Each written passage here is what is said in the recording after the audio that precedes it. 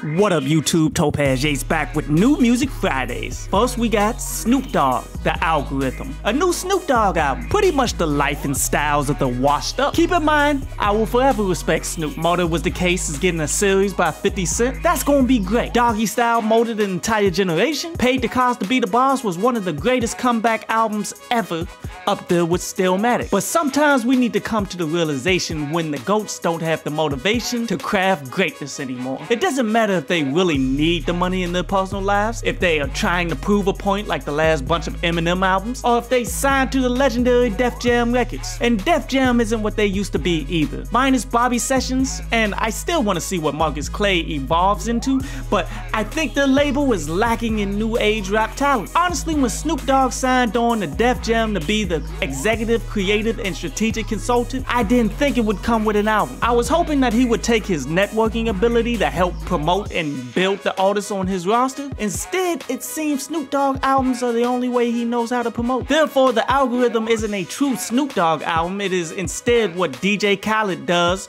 but Snoop Dogg and Def Jam artists. To be honest, this project is sloppy.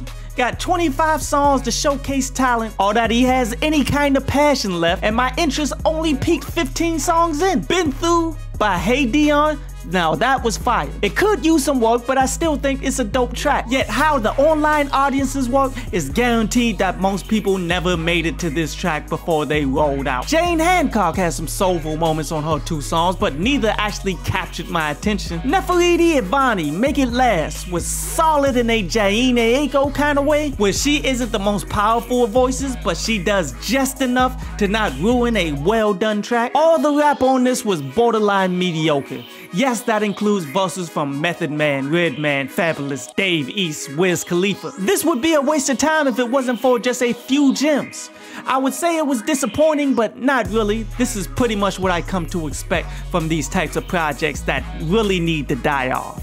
French Montana, they got Amnesia. And yeah, I guess people have forgotten about you, French Montana, and for a good reason. Did you know that his debut album, Excuse My French, came out back in 2013? Then he was away from the commercial albums for about 4 years. It's not like he's had a forward drop off in his skill set, but 4 years is an eternity in an industry that switches up its music on average every, what, 5 to 7 years? This is only his 4th album in all that time, which is cool if people are waiting on your work like Dr. Dre. Not so much for you, French Montana. This is why it's important to not take breaks when you get popping.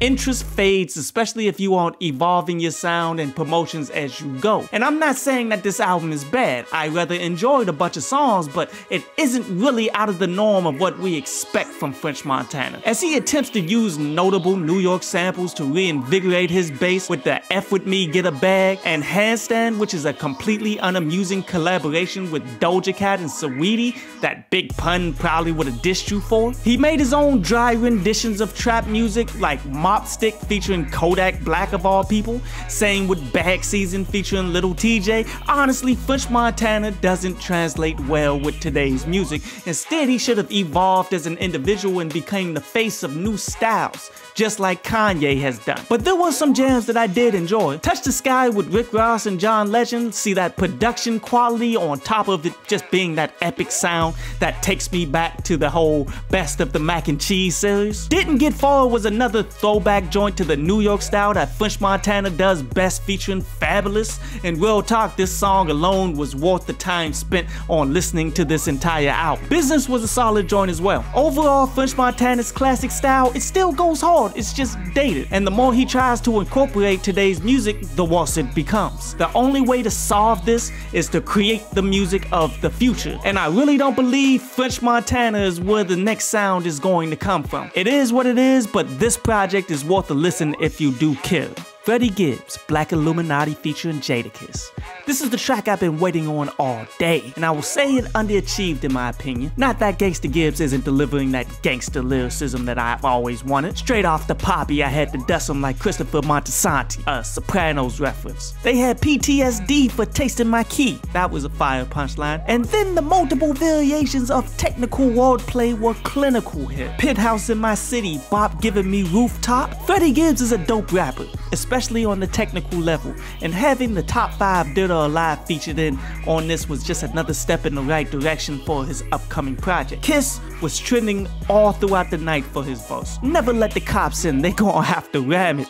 A lot of quotables on this joint, but the problem I have with this is the production. They are going for the hardcore rap that could be on the soundtrack of, say, today's version of BMF. The production says Drake's 7 AM on Bridal Path. Maybe I'm just jaded by the raw amount of music that I listen to that I classify production this way, but that's just how my mind works. Having the right tone that matches your production is key to developing a hit, and I feel this one misses the point. Yet this doesn't alter my expectations for the up-and-coming Freddie Gibbs album. I still think it's going to be great and challenge for the best rap album of the year if it does indeed drop this year. But this song will be a skip track for me. Judging how people on social media has been rallying behind it, I'm probably the only one that feels this way, but over the years I've never lied to the people about how I feel about music regardless of the hype or the fallout that comes from it. So overall I feel this is a good song to analyze.